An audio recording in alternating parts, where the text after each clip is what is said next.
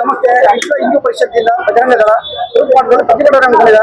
ಮುಖ್ಯಮಂತ್ರಿ ಸಿದ್ದರಾಮಯ್ಯ ಅವರು ಉಪಮುಖ್ಯಮಂತ್ರಿ ಡಿ.ಕೆ. ಶಿವಕುಮಾರ್ ಅವರಿಗೆ ಸಂಬಂಧಪಟ್ಟ ಇಲಾಖೆ ಅಧಿಕಾರಿಗಳಿಗೆ ತಮ್ಮ ನೋವು ಮನವಿ ಏನಿದೆ ಹೇಳಿ ಸರ್.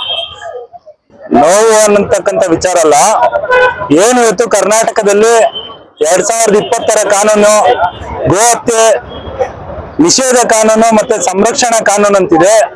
ಆ ಕಾನೂನನ್ನ ಇವತ್ತು ತಿದ್ದುಪಡಿ ಮಾಡಿ ತಮ್ಮ ಬ್ರದರ್ಸ್ ಗಳನ್ನ ಓಲೈಕೆ ಮಾಡ್ಲಿಕ್ಕೆ ಹೊರಟಿರ್ತಕ್ಕಂಥದ್ದು. ಅದನ್ನ ಕೂಡಲೇ ಕೈ ಬಿಡ್ಬೇಕು. ಏನು ಇವತ್ತು ರಸ್ತೆಗಳಲ್ಲಿ ಗೋಹತ್ಯೆಯನ್ನ ಮಾಡ್ತಾ ಇದ್ದಾರೆ ತಮ್ಮ ಬ್ರದರ್ಸ್ ಗಳು, ಅವರನ್ನ ಎಡೆಮರಿ ಕಟ್ಟಲಿಕ್ಕೆ ಈ 2020 ಕಾಯ್ದೆ ಅತ್ಯಂತ ಪರಿಣಾಮಕಾರಿಯಾಗಿರ್ತಕ್ಕಂಥದ್ದು.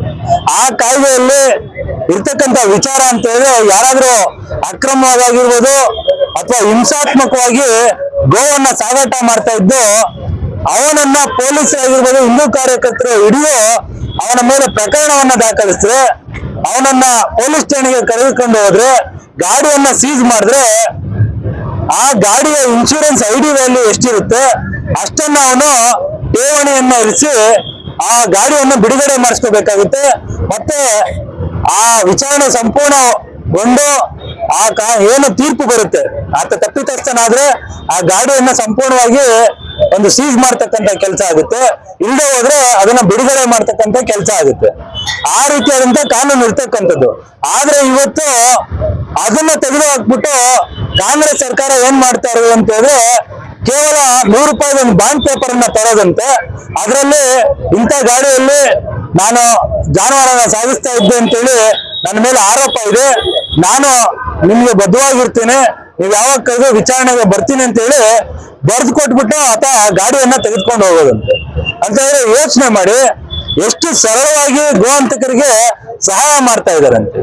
ಕೇವಲ 100 ರೂಪಾಯಿ ಬಾಂಡ್ ಪೇಪರ್ ಬರೆದುಕೊಟ್ಟು ಅವನು ತಗೊಂಡು ಹೋಗ್ತಾನೆ ಅಂತ ಹೇಳಿದ್ರೆ, ಇನ್ನ ಆರಾಮಾಗಿ ಅವನು ಅಕ್ರಮ ಗೋಸಾಗಾಟವನ್ನ ನಿರ್ಭೀತಿಯಿಂದ ಮಾಡ್ತಾನೆ.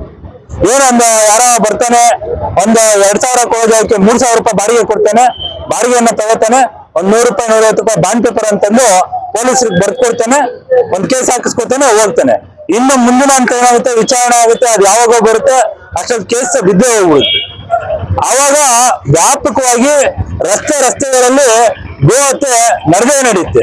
ಅದು ಆಗ್ಬಾರ್ದು ಅಂತ ಹೇಳಿದ್ರೆ ಈ ಏನು 2020 ಕಾಯ್ದೆ ಇದೆ, ಇದೇ ಕಾನೂನು ಜಾರಿಯಲ್ಲಿರ್ಬೇಕು. ಇದಕ್ಕೆ ತಿದ್ದುಪಡಿಯ ಅವಶ್ಯಕತೆ ಇಲ್ಲ. ಅದು ತಿದ್ದುಪಡಿ ಮಾಡ್ತಾ ಇರ್ತಕ್ಕಂಥ ಉದ್ದೇಶ ಏನಂತ ಹೇಳಿದ್ರೆ, ಗೋವಿನ ರಕ್ಷಣೆ ಉದ್ದೇಶ ಇವರಲ್ಲಿ ಸಂಪೂರ್ಣವಾಗಿ ಇಲ್ಲ. ಇವರ ಉದ್ದೇಶ ಒಂದೇ ಇರ್ತಕ್ಕಂಥದ್ದು, ಅವರ ಬ್ರದರ್ಸ್ ಗಳನ್ನ ಓಲೈಕೆ ಮಾಡ್ಬೇಕು, ಅವರಿಗೆ ತೃಪ್ತಿಯನ್ನ ಪಡಿಸ್ಬೇಕು, ಅವರ ವೋಟ್ ಬ್ಯಾಂಕ್ ಅನ್ನ ಭದ್ರಪಡಿಸ್ಕೋಬೇಕು ಅನ್ನೋ ದೃಷ್ಟಿಯಿಂದ ಈ ಒಂದು ಕೆಲಸವನ್ನ ಮಾಡ್ತಾ ಇರ್ತಕ್ಕಂಥದ್ದು. ಇದರ ವಿರುದ್ಧವಾಗಿ ವಿಶ್ವ ಹಿಂದೂ ಪರಿಷತ್ ಬಜರಂಗ ದಳ ಇನ್ನು ಮುಂದಿನ ದಿನಗಳಲ್ಲಿ ಉಗ್ರವಾಗಿ ಹೋರಾಟ ಮಾಡುತ್ತೆ ಅಂತ ಹೇಳಿ ಈ ಸಂದರ್ಭದಲ್ಲಿ ಹೇಳಿದ್ದೇವೆ. ಒಂದು ವಿಷಯ, ನೀವು ಕೋಪ ಮಾಡ್ಕೋಬೇಡಿ, ಒಂದು ನಿಷ್ಠುರವಾಗಿ ಒಂದು ಪ್ರಶ್ನೆ, ನೀವು ಅದೇ ರೀತಿ ಒಂದು ನಿಷ್ಠುರವಾಗಿ ಉತ್ತರ ಕೊಡಿ.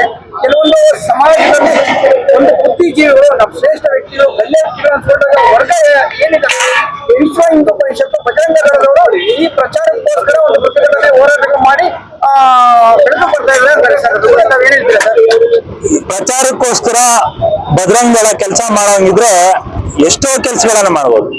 ಪ್ರತಿನಿತ್ಯ ನೀವು ಇಡೀ ರಾಜ್ಯದಲ್ಲಿ ಹುಡ್ಕೋ ಬರ್ಬೋದು. ಬಜರಂಗ ದಳದ ಸಾವಿರಾರು ಕಾರ್ಯಕರ್ತರ ಮೇಲೆ 10-20 ಕೇಸ್ಗಳನ್ನ ಹಾಕಿರ್ತಕ್ಕಂಥದ್ದು, ಗೂಂಡಾ ಕಾಯ್ದೆಗಳನ್ನ ಹಾಕಿರ್ತಕ್ಕಂಥದ್ದು, ರೌಡಿ ಶೀಟರ್ ಗಳನ್ನ ಮಾಡಿರ್ತಕ್ಕಂಥದ್ದು, ಗಡಿಪಾರನ್ನ ಮಾಡಿರ್ತಕ್ಕಂಥದ್ದು.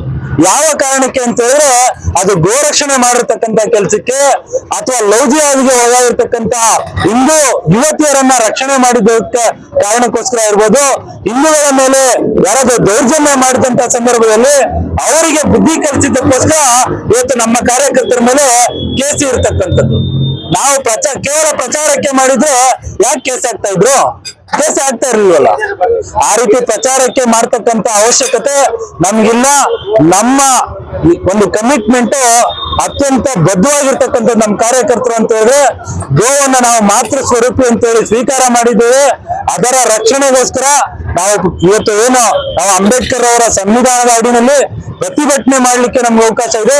ಆ ಚೌಕಟ್ಟಿನ ಒಳಗಡೆ ಇವತ್ತು ನಾವು ಪ್ರತಿಭಟನೆಯನ್ನ ಮಾಡ್ತಾ ಇದ್ದೇವೆ. ಇವರು ಕಾನೂನುಗಳನ್ನ ಗಾಳಿಯಲ್ಲಿ ತೂರಿ ಈ ದೇಶದ ಸಂವಿಧಾನವನ್ನ ಮೀರಿ ನಾವು ಗೋ ಹತ್ಯೆಯನ್ನ ಮಾಡೇ ಮಾಡ್ತೀವಿ ಅಂತ ಹೇಳಿದ್ರೆ ಅದು ಯಾವುದೇ ಬೆಲೆ ತೆತ್ತಾದ್ರೂ ಸರಿ ನಾವು ಗೋವಿನ ರಕ್ಷಣೆಯನ್ನ ಮಾಡೇ ಮಾಡ್ತೀವಿ.